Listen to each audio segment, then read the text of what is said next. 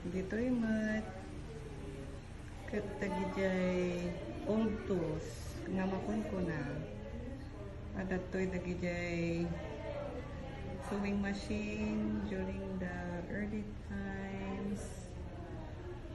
Kanjay plancha nga ikam iti uging na dya unag tapno pumudot kat makapress mat iti bado nga uspusaran day tamatan di pagplansaan da iti